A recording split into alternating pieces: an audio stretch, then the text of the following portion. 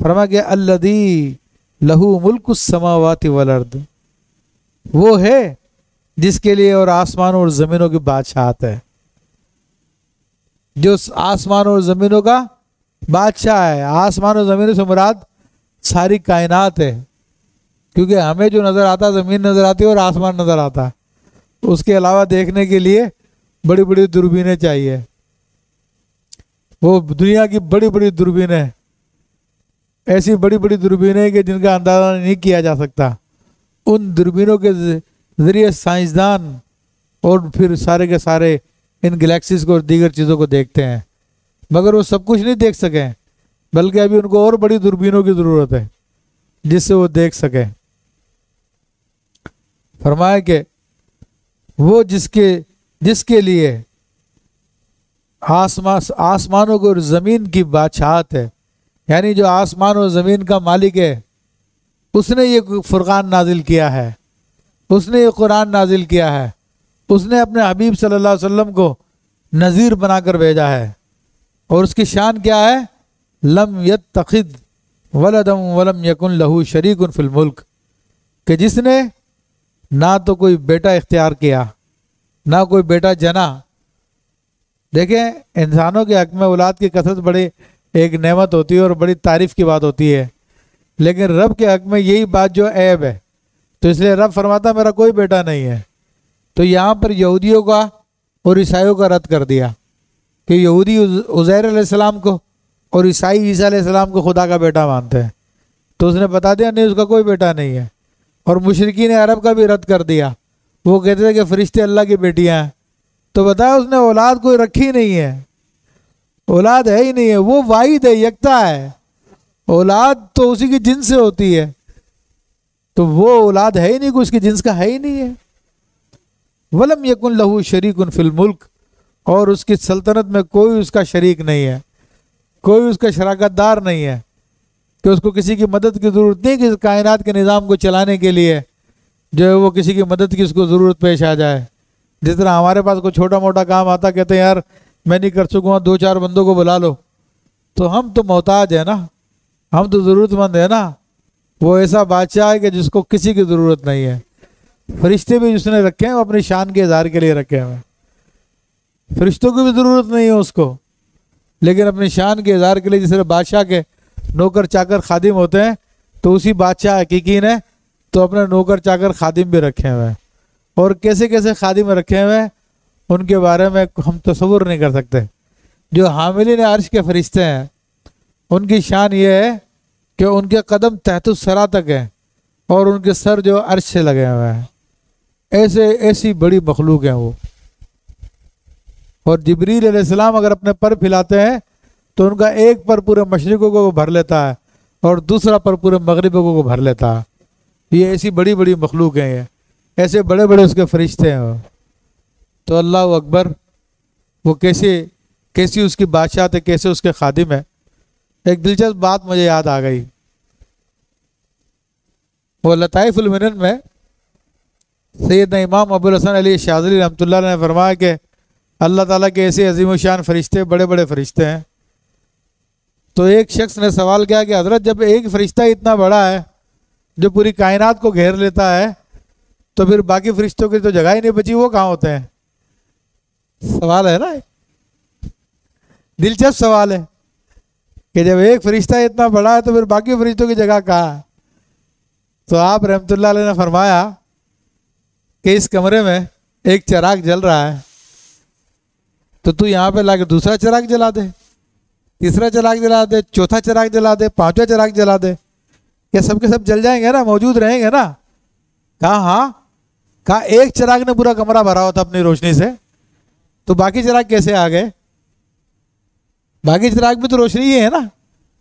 تو جس طرح نور ہے تو نور کے ساتھ مل کے آ سکتا ہے، تو ایسے اللہ کے فرشتے ہیں، وہ اس کائنات میں ہیں، موجود ہیں۔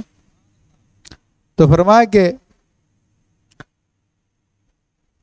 یہ فرقان جس نے نازل کیا ہے اپنے بندہ خاص پر، جس کو اس نے تمام عالمین کے لیے ڈر سنانے والا بنایا ہے، وہ ہے جو آسمانوں کا اور زمینوں کا بادشاہ ہے، جس کا نہ کوئی بیٹا ہے نہ اس کا کوئی شریک ہے، وخلق کل شیء فقدرہ تقدیرا، اس نے ہر چیز پیدا کر کر ٹھیک اندازے پر رکھی ہے، ہر چیز کو پرفیکٹ بنایا ہے، ہر چیز کو مکمل کیا ہے، اور ہر چیز کو اس کا ایک خاص وقت تک کے لیے رکھا ہے۔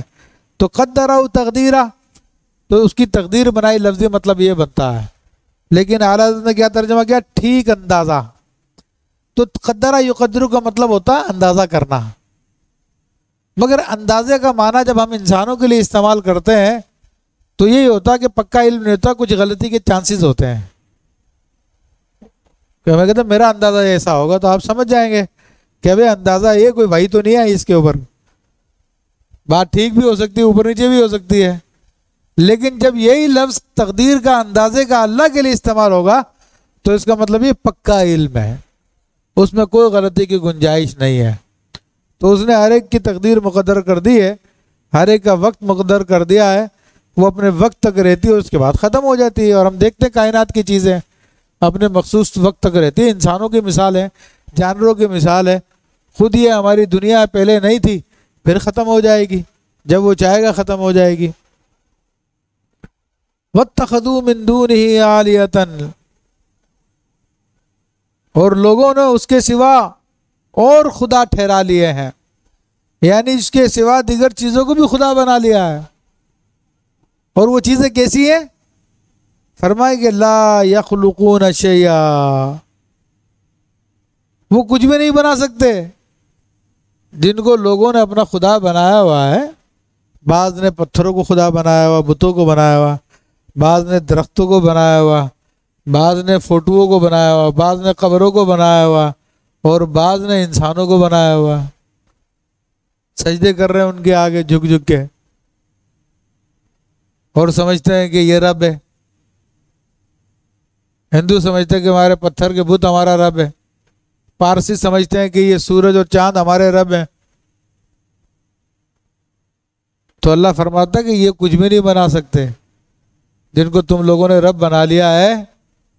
رب تو وہ ہوتا ہے کہ جو سارے کائنات کو بنانے والا ہے، پہلے بتا دیا کہ سارے کائنات کا مالک بھی ہے، خالق بھی ہے، اور ہر چیز کو پیدا کرنے والا بھی ہے۔ تو جس کو تم نے خدا بنایا ہوا اس کے علاوہ ہیں، جس کے سامنے تم سجدے کر رہے ہوتے ہو تصوف کے نام پر، اس نے کیا بنایا؟ ارے وہ تو اپنے وہ تو کچھ بھی نہیں بنا سکتا۔ وَهُمْ يُخْلَقُونَ، بلکہ ان کو پیدا کیا جاتا ہے، وہ پیدا کیے گئے ہیں۔ اب بت کو کون پیدا کرتا ہے؟ بت کو بت کا پجاری پیدا کرتا ہے۔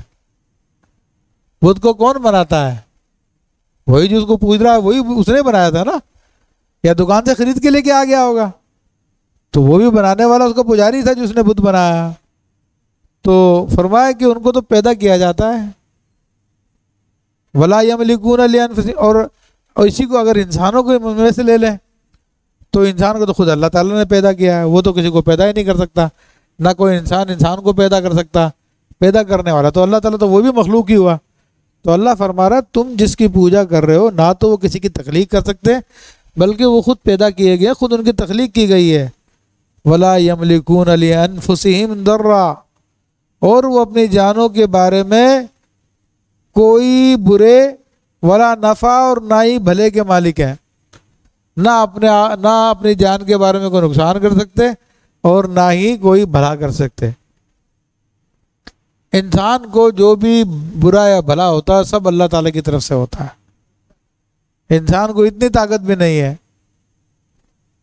یا جن بتوں کو تم اپنا خدا سمجھ رہے ہو تو وہ ان کا حال تو یہ ہے، نہ اپنے سے ضرر دور کر سکتے وہ، اور نہ اپنے نفع کے لیے کچھ کر سکتے ہیں۔ وہ تو پتھر کے ساکت و سامت بت ہیں، وہ کچھ بھی نہیں کر سکتے۔ اور رب کون ہے؟ جو ہر چیز پہ قادر ہے، جو سب کچھ کر سکتا ہے۔ وَلَا يَمْلِكُونَ مَوْتًا، نہ ان کے پاس مرنے کا اختیار ہے، وَلَا حَيَاتًا، نہ ان کے پاس جینے کا اختیار ہے، وَلَا نَشُورًا، نہ ان کے پاس اٹھنے کا اختیار ہے۔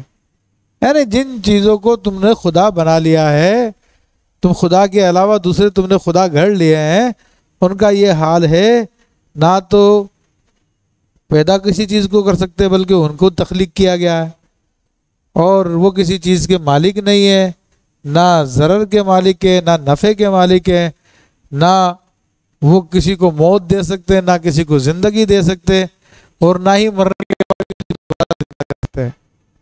ان کا یہ حال ہے۔ تو اب جتنے قسم کے خدا لوگوں نے بنائے ہوئے ہیں وہ سب کے سب اسی کے اندر آتے ہیں۔ اگر کسی انسان کو بھی خدا بنایا ہوا کسی نے تو اس کا بھی یہی حال ہے کہ وہ کچھ بھی نہیں کر سکتا، وہ سب خدا کے حکم کے محتاج ہے۔